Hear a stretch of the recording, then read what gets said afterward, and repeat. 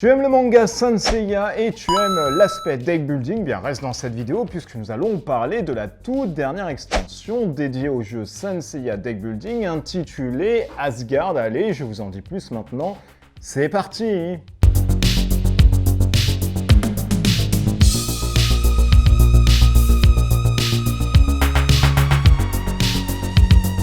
Saint Seiya, les Chevaliers du Zodiaque, faut-il une nouvelle fois vous dire de quoi il est question? Eh bien, si vous connaissez un peu le Club Dorothée, ça a été quand même quelque chose qui nous a bercé durant notre enfance et qui nous a fait aussi pleurer quand Yoga allait chercher sa mère comme ça et que Camus lui a dit « Non, ta mère va mourir, du coup, je détruis tous tes espoirs à néant ». Effectivement, on avait vraiment pleuré finalement autour de cet épisode. Quoi qu'il en soit, ici, c'est Yoka by Tsumiya qui revient avec une extension dédiée à son jeu de base Saint Seiya qui était la bataille du sanctuaire. Ici, ils reviennent avec l'arc Asgard ainsi que les guerriers divins. C'est des guerriers qui sont un peu du côté de Odin d'Hildegarde et qui vont vous permettre d'avoir un peu froid autour de la table. Ça rajoute une cinquantaine de cartes, c'est toujours de 1 maintenant cette fois-ci jusqu'à 5 joueurs pour des parties qui avoisinent quand même les 60 minutes au minimum.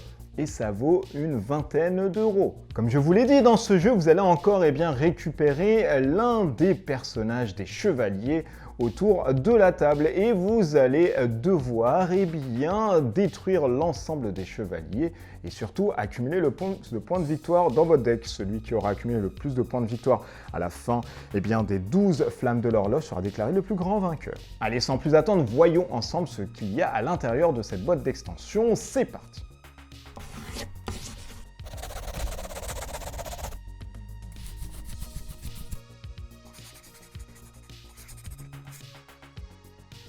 Ok, alors je vais vous faire une review vraiment particulière, je ne vais pas revenir sur le cœur du jeu et je vous renvoie directement à ma vidéo qui était dédiée à la bataille du sanctuaire. Ici, je vais vous dire vraiment ce qu'il y a à l'intérieur et ce que vous allez faire en plus du jeu de base. Alors le jeu est constitué comme son corset, il va falloir à l'issue des 12 flammes réussir à avoir un deck de plus en plus gros entre guillemets en termes de points de victoire et celui qui aura accumulé le plus de points de victoire aura gagné, voilà, ça ne change pas. Ce qui va changer à l'intérieur, c'est des armures divines que vous allez avoir et c'est surtout d'autres guerriers divins. Vous allez avoir une cinquantaine de cartes en plus à mettre et à mélanger directement à votre Tower Deck qui était déjà assez grand, mais vous allez avoir aussi les nouveautés qui sont les plateaux de jeu et qui vont vous permettre d'avoir 4 super pouvoirs emblématiques bien évidemment, des Saints, à savoir la poussière de diamant, à savoir le Pegasus Rion Senken, à savoir la chaîne nébulaire, l'envol du phénix ou bien encore d'autres choses qui vous sont affinitaires. En dépensant des petits éclairs, vous allez donc pouvoir pallier à certains combos avec vos personnages ou défausser moins de cartes pour récupérer une carte de niveau supérieur de votre armure ou bien encore avoir des armures V2 qui vont vous rendre un peu plus punchy. On récupère des éclairs une fois que votre défausse est fini, vous récupérez un éclair. Une autre nouveauté aussi à l'intérieur, c'est l'apparition d'un autre mot-clé, à savoir le gel. Effectivement, vous allez pouvoir geler, alors tout ce qui est constitué sur le gel est vraiment emblématique des super pouvoirs que vous allez trouver des guerriers divins. Vous allez pouvoir geler des personnes, une fois que vous allez geler, vous allez pouvoir détruire des personnages gelés, etc. Donc il y a plein de choses à faire là-dessus, c'est un peu mieux quand même que les blessures de la boîte de base. Et cette extension propose aussi un mode solo. Effectivement, durant le mode solo, vous allez jouer contre Hildegarde. Comment ça se passe? Vous allez prendre un chevalier n'importe lequel, le deck va être la même chose, vous allez retirer quelques cartes de votre Tower Deck, et le but étant, en une vingtaine de tours, d'avoir le plus de points de victoire comparé à vos deux decks. Comment ça se passe autour d'Hildegarde? Vous lancez un dé, le dé vous donne directement un chiffre de 1 à 6.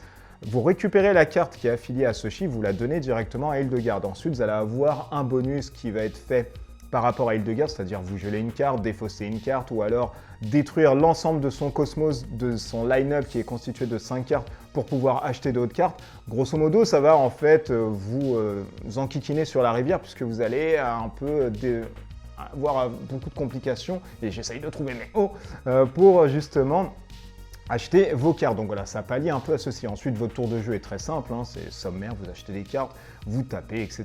Vous faites votre tambouille, etc. Et celui qui a le plus de cartes de points de victoire a gagné directement la partie. Et on a aussi l'apparition des saphirs d'Odin. Une fois que vous allez mettre 7 saphirs au sein d'Odin, vous allez retourner directement le plateau qui va vous donner une caractéristique supplémentaire d'avoir une sortie qui va se faire de plus en plus rapide. Donc voilà, c'est en plus bien évidemment des 12 flammes de l'horloge puisque c'est totalement combiner. Voilà, vous avez vu grosso modo comment se joue cette extension. Alors, on va pas passer au débrief, je vais vous donner directement mon ressenti là-dessus et mon avis, puisque finalement, ça reste une petite extension à l'intérieur. Alors, c'est quelque chose qui vous apporte vraiment une autre mécanique, entre guillemets, avec les pouvoirs que vous allez avoir. Moi, je les attendais vraiment dans la boîte de base, donc encore une fois, c'est bien qu'elles sont dans cette extension, mais j'attendais ça dès la boîte de base pour pouvoir faire des petites combos, etc. Force est de constater que vraiment, ça marche bien, parce que vous allez geler des personnages. Yoga, lui, peut dégeler et récupérer toutes ses cartes en main, etc., des personnages gelés. Donc il y a certains petits tricks qui marchent bien et qui peuvent peut-être pallier à certaines combinaisons que de prime abord, on ne pourrait pas voir comme ça avec, encore une fois, le pool de cartes qui est assez conséquent. Vous allez avoir les guerriers divins qui sont vraiment thématiques par rapport à ce qu'ils font en fait dans le manga ainsi que dans la série animée. Ils ont vraiment leur pouvoir qui est constitué de ce style, donc ça, encore une fois, c'est très très bien.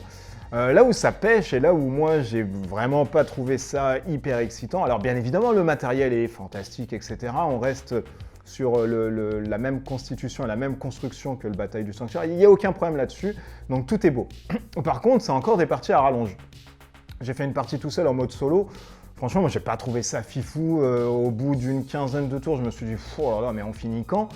Il y a certaines combos qui arrivent, mais c'est toujours la même chose pour moi. C'est-à-dire que ce que je disais dans mon premier ressenti, que les parties c'était vraiment très longues, bah là on s'éternise encore un peu. Je m'étais dit en une vingtaine de tours ça va vite passer. Bah non, c'est encore un peu longuet et je pense qu'en une dizaine de tours il aurait fallu mettre ça voilà, en 15 maximum, 18 tours peut-être. Voilà, ça aurait peut-être rendu le truc un peu plus nerveux. Moi, j'attendais en fait de ce jeu, en tout et pour tout, vraiment un gameplay nerveux, thématique et surtout basé sur le fluff, la coopération. J'ai un peu de mal, moi, encore une fois c'est très personnel, j'ai un peu de mal à concilier l'arc d'Odin en même temps que la bataille du sanctuaire.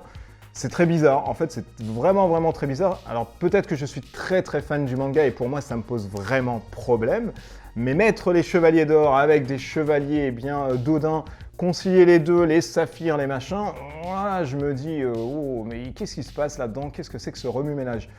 Alors, c'est un point qui est très négatif pour moi, parce que, encore une fois, je suis très sensible à l'aspect fluff et à l'aspect camaraderie, où pour moi, Saint Seiya, c'est quand même du coop, et j'ai du mal encore à assimiler jusqu'à aujourd'hui, je ne vous le cache pas, pourquoi ce jeu est un type d'affrontement et pourquoi on est parti sur cette grille de lecture. Quand bien même, ça, c'est vraiment mon ressenti à côté. Maintenant, en toute neutralité, hein, si je m'extrais vraiment de ce côté fanboy et de ce que j'en attendais, il faut savoir qu'il y a deux grilles de lecture.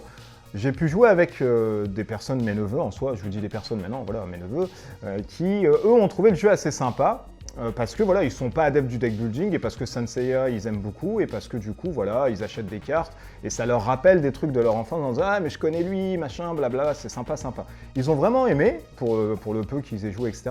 Mais ils sont venus à la fin en me disant « Mais on finit quand, en fait, parce qu'on achète que les cartes ?» Et je me dis, si eux déjà, qui sont pas adeptes du deck building, ont eu cette réflexion-là, c'est qu'il y a peut-être un truc à côté. J'ai joué avec des personnes qui, eux, sont comme moi, hyper fans de deck building et de jeux dans le genre, pas forcément fans de Saint Seiya. Et là, ça a été vraiment l'hécatombe en me disant, mais on fait qu'acheter des cartes, ouais, les combos, pour le peu que ça sorte, il y a des trucs, etc. C'est hyper long, la longueur revenait à chaque fois, le temps vraiment leur paraissait très long, pour la simple et bonne raison qu'on ça justifiait en se mettant uniquement des cartes sur le line-up, et du coup, bah voilà, on n'achetait que des cartes et on essayait de faire des combos, etc. Alors bien évidemment que cette extension rapporte un second souffle, entre guillemets, sur du gameplay, parce que ça va vous permettre d'axer votre personnage et d'avoir un personnage qui est très unique, là où effectivement, dans le jeu de base, c'est pas 2-3 cartes qui permettaient de rendre le truc assez unique, là on a quand même des pouvoirs, machin, ok, ça marche très bien. Par contre, à côté, on reste sur des parties assez longues, etc. Alors ils nous promettent, pour l'arc Poséidon, de faire du coop.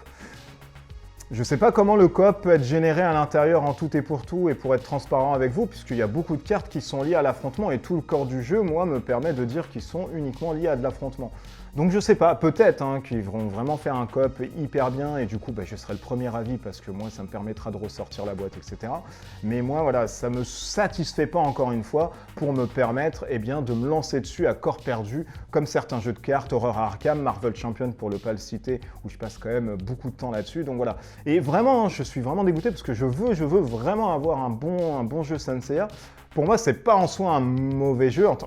Pour moi, entre guillemets, c'est compliqué à dire aussi. Et c'est vrai où cette review est un peu compliquée parce que c'est très subjectif. C'est pas un mauvais jeu en soi si vous enlevez du fanboy et si vous vous enlevez l'aspect coop, machin que vous attendiez, parce que moi j'attends que ça, donc forcément je suis déçu, mais on peut le mettre tout le temps en exergue en se disant, voilà, Legendary à côté a très bien fait un deck building tout en restant fluff avec Alien par exemple. On ressentait vraiment le film, etc.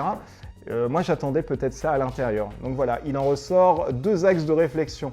La première, si comme moi vous attendez un jeu Senseiya pure camaraderie, coop, l'extension ne ramène pas tout ça, elle ramène un pool de cartes, donc si pour vous déjà le jeu de base était long, vous allez rajouter des cartes à l'intérieur, ça va vous faire un tower deck, ça va être encore plus long.